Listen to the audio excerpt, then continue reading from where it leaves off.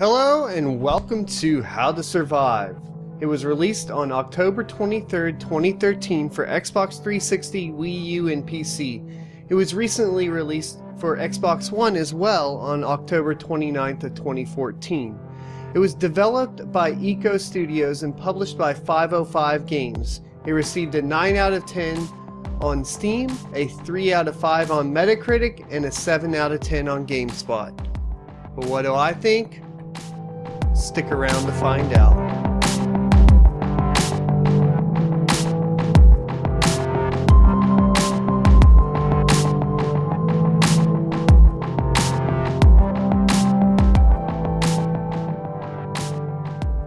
Alrighty, so we're in story mode right now on normal. This is my second playthrough, and it is the first time in.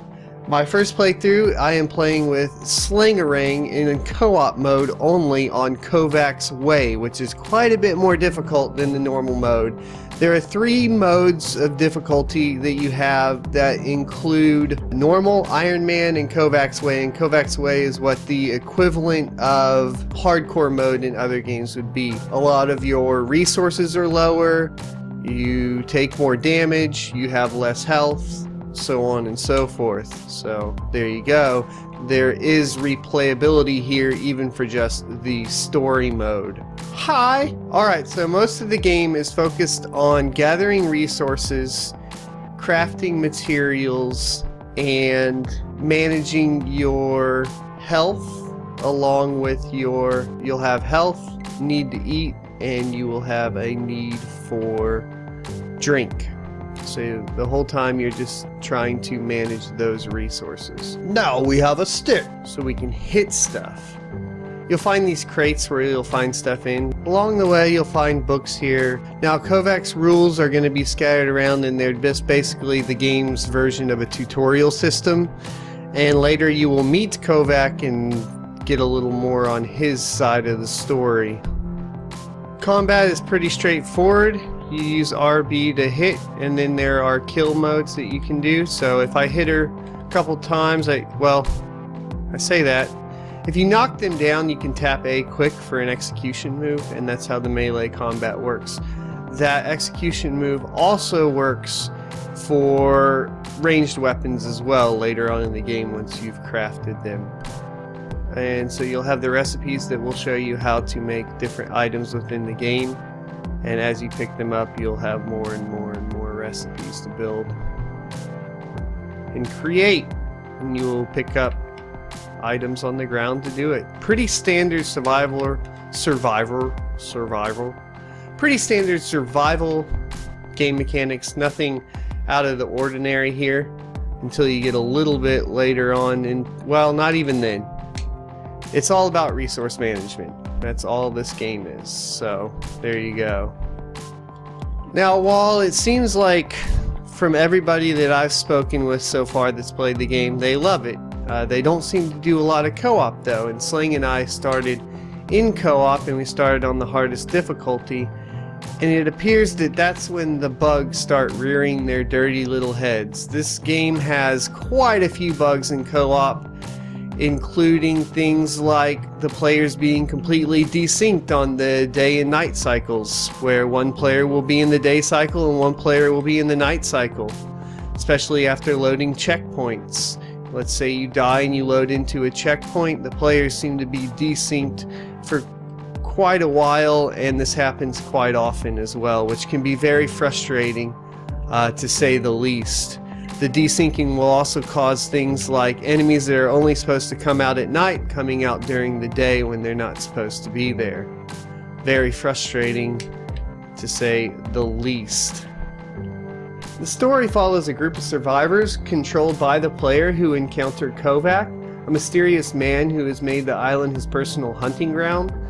This story mode is very short and concise and does not offer much to the overall experience in the game. Different weapons have different capabilities. For example, if you have the machete has the ability to chop down brush and trees and get you to new areas on whatever island you're on. The map is pretty well laid out and pretty easy to read. If you go to the map, you'll be able to see where your resources are, where things like the ability to start the campfires, which will help you get through the night. You need to look and see where those are. It'll show you where water is, it'll show you where fuel is, and so on and so forth. As long as you've discovered the general area already, there is a fog over the map, so keep that in mind. Here's the skill tree. The skill tree is not very in-depth. You don't have very many skills here. I think you have, let's see, 3 by 15. You have 19 skills. I think in the Kovacs way currently I've only gotten up to 5 skill points though, so they pretty slowly come along. And I still don't know the build all the way yet, but I do know that heading for the quick game is probably the best to start with that I have come across. At least for ranged characters, it's almost necessary or a necessity. So there, I'll spend my first one, and that's going to give me the ability to light up campfires, which I do not feel should be the case, because I feel like the campfire should just be a starting ability no matter what, especially since you also need the flint to start it, well, at least in Kovacs mode. I guess in this mode or normal mode it's not necessary, it looks like, to have the flint, unless I had already picked it up, which I don't think I had. You also have your flashlight, which you're going to need at night, so keep that in mind. Alright, let's talk about performance. I am very happy to report that on the PC we are running over 200 FPS on an NVIDIA GTX 780. So this game is not capped. And seeing that it was an Xbox Live Arcade, I was worried that it would be capped, but it is not. So that is fantastic news. But then we get to the negative part. If you go into the options, you have your how to play, which I don't even know why that's I guess because it's a help and options menu. If you go into controls and you select your configuration, this is pretty awesome. Your keyboard and mouse is rebindable, and then look at this. If you go into pad, you can select your standard Xbox 360 controller. However, you also have the ability to configure that controller as you please and select that as your main move, and everything on the controller is rebindable. Props, guys, for a first time developer. That is amazing. One thing you do want to keep in mind is to set it back to whatever you were wanting to play it on. So there's my Xbox 360.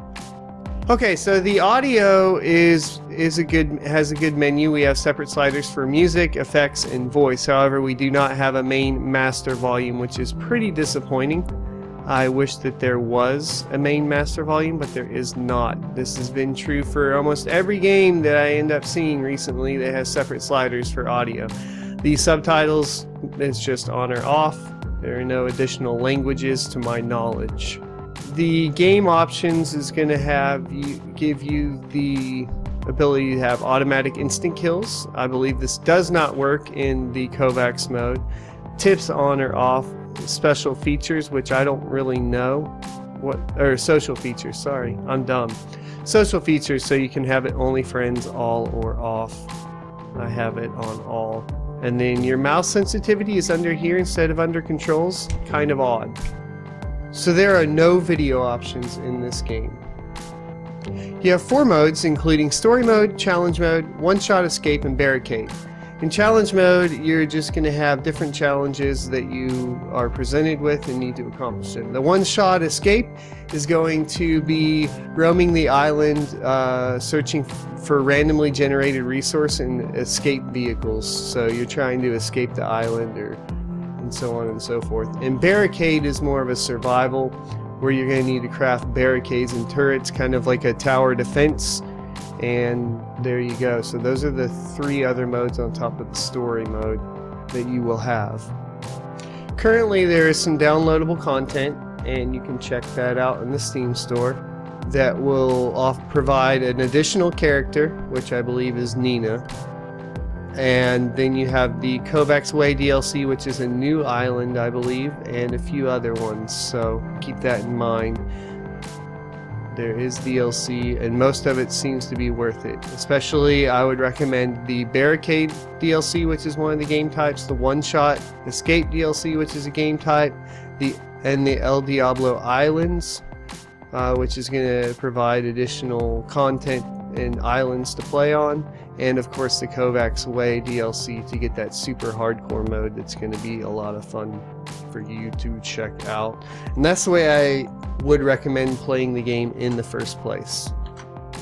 This game does also provide the ability to play local co-op with 2 players, so if you are looking for a local co-op game and you're on the Xbox 360, or even, I am not going to discriminate, if you have a Steam box or you have your PC hooked up to a television and you want to couch game with some 360 controllers, feel free to do that. I'm sure the couch gaming experience is perfectly fine, because even in the online co-op experience, your camera is going to be locked on you too, so you're going to be stuck cooperating your movement like you would expect to see in a co-op couch sort of local co-op setting.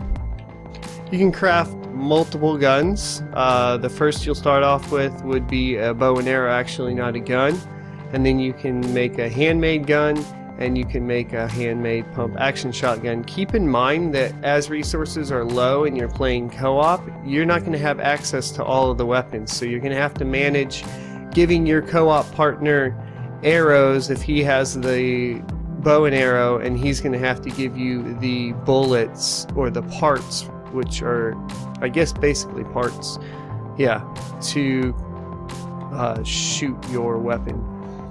The enemies are pretty straightforward. There's nothing you're going to see here that's going to be like, whoa, that's a cool enemy. All the enemies seem like they came out straight out of any other survival horror zombie game. There's nothing special here. So, final verdict. Because this game is so prevalent, this game type is so prevalent at the time of its release and even through till today, there are better options out there. However, if you're a fan of the genre and exhausted most of your other options, it may be worth checking out. It's a competent game. It's an okay PC port, other than the fact that there's no video options. So once again, this is going to be a game that I recommend to pick up on the console if you're paying the same price. So to clarify, I paid $1.99 during a Steam sale. If you're able to pick that up, that sure as hell beats the $15 on Xbox One or Xbox 360. But in a world, if you're in a world where all prices are the same, no matter what platform you're picking it up on, I would play it safe and pick it up on a console, because you never know what kind of video option issues you're going to have, and if you're not able to adjust them, it's going to cause some problems. That is my final verdict on How to Survive, and I will definitely be playing this one again. Thanks for watching. Be sure to follow, subscribe, like, comment, and share. When you comment, let me know, is this a game you're interested in? Do you already own the game? What platform are you playing it on currently? And all of that good stuff. Thanks for tuning in. We'll see you guys next time.